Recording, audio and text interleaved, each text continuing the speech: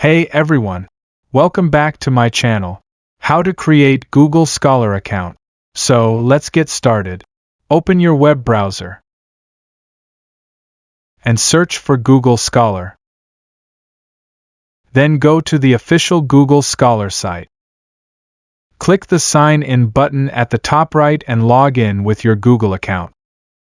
After signing in, go to My Profile and enter your full name, institution university name, and email.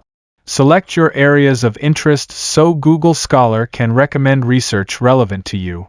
Google Scholar will suggest articles that could belong to you. Choose the ones that are yours. Decide whether to allow your profile to update automatically or to review updates manually.